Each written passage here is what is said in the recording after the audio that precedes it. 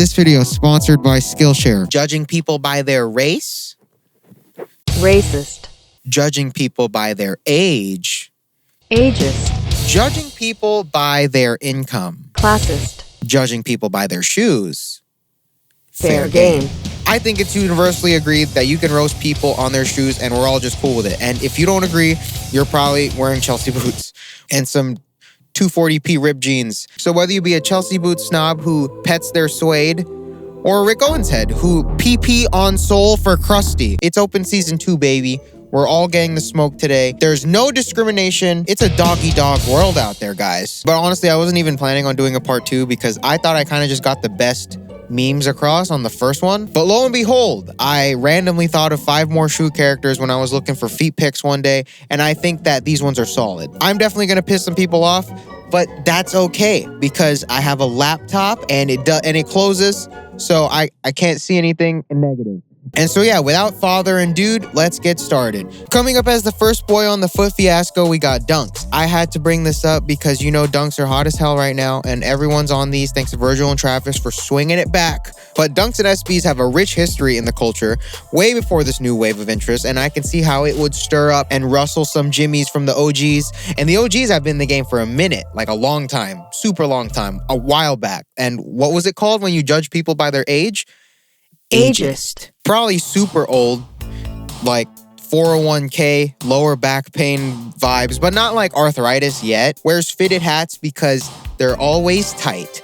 It's either Dickie shorts or very, very mid denim. Black tee with a heavy graphic up front from like SneakerCon. But, you know, it doesn't really necessarily care about the whole fashion side of the culture anyways, but just mainly the shoes and the history because they're a part of the history. Because they're all prehistoric, owns or has owned a pair of Tiffany Dunks at some point. Nike Talk definitely talks about how hard it was getting shoes back then. You know, always starts a story with, back in my day, we had to go to trading posts and hunt rare shoes. Back in my day, we had to wait in line for days just to get a chance at rare shoes. Back in my day, we had to actually mine for Tiffany Dunks. We had to actually go into caves with our pickaxes and mine into the earth for diamonds to get a chance at Tiffany Dunks. Now you kids have StockX. We had to mine, guys. Or something like that. I don't know. Maybe I'm just exaggerating.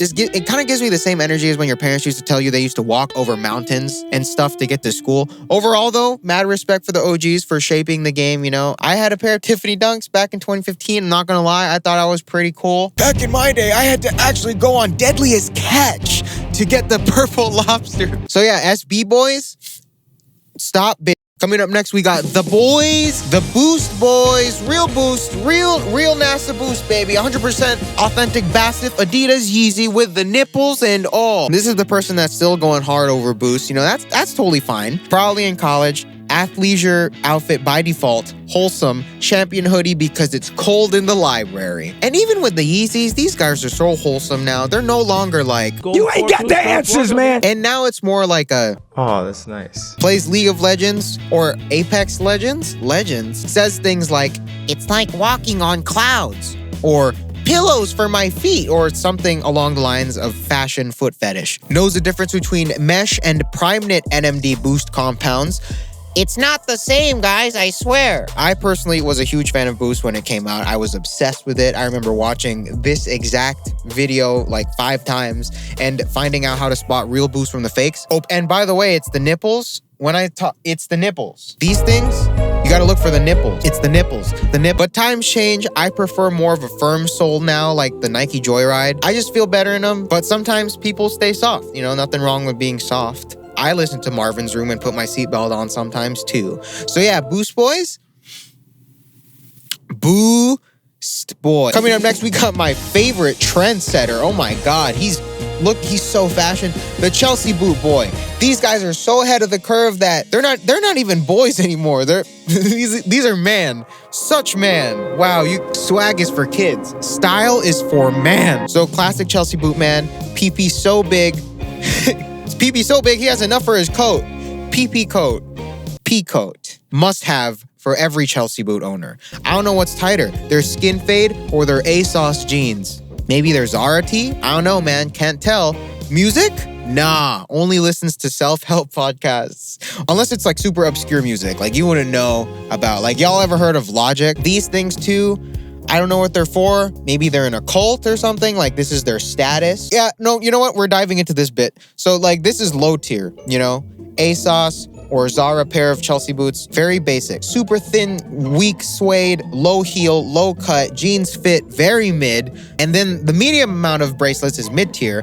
Represent Chelsea boot, maybe even a pair of New Republics, you know, those ones you find on Instagram. Cool suede, maybe even leather sometimes. Mid heel, higher cut. The jeans are now slim fitting, guys. The jeans are slim fitting. And this is the highest tier you can get. These are the Saint Laurent or Bottega Veneta's, you know, suede. The suede is straight from Famous Cows only. The heel is higher than your self-esteem. And the jeans are now a part of the epidermis. Kind of like the Super Saiyan levels, but worse and not as cool. But yeah, also smells good. This guy definitely smells good, guaranteed. So yeah, here's our man's, the Chelsea boot boy. Up next, we got our most humble boy, the luxury sneaker boy. Yeah, just something low-key, you know, Louis Vuitton, Virgil sneakers. Yeah, just something low-key, man. Yeah, man, Virgil went so hard on these, man. It's like when you pack a punch a gun in Call of Duty, but for shoes. But then you don't get the power. You just get the premium look and price. I like this because sometimes it's like designer shoes and then like H&M pants. Like it's like this or this.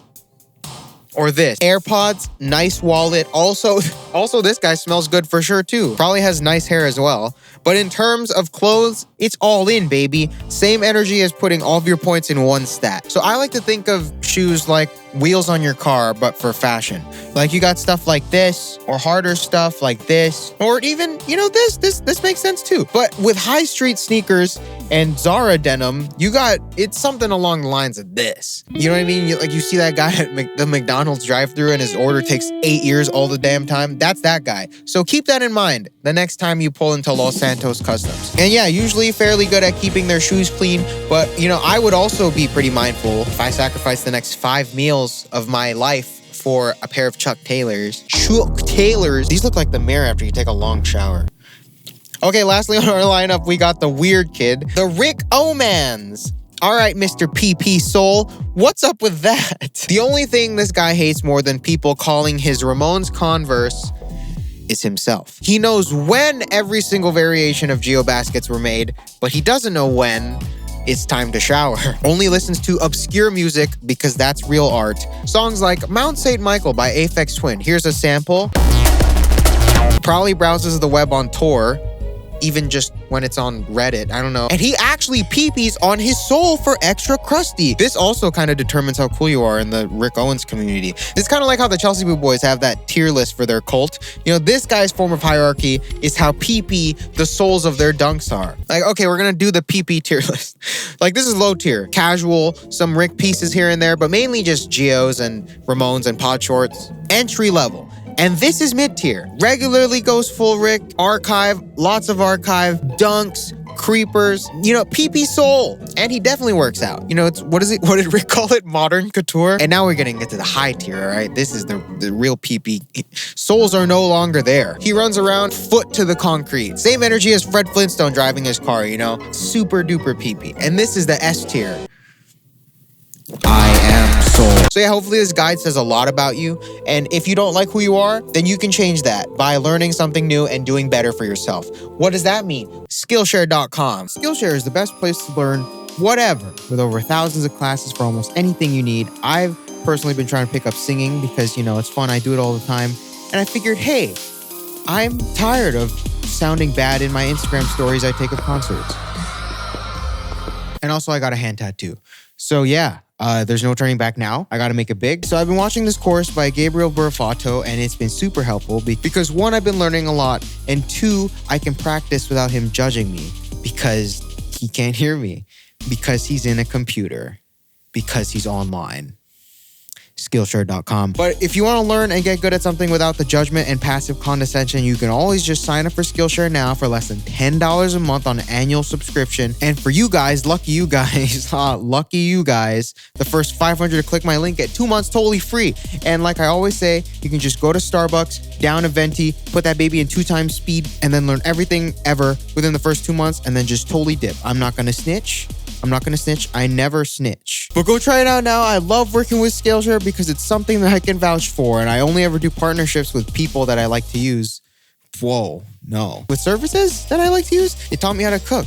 And now I order Uber Eats every day because I realize I don't like cooking. So go get started now. The link is in the description. Okay, so thanks for watching the video, and hopefully you learned a lot about your feet today. And I hope this inspires you to be more confident in your feet pics.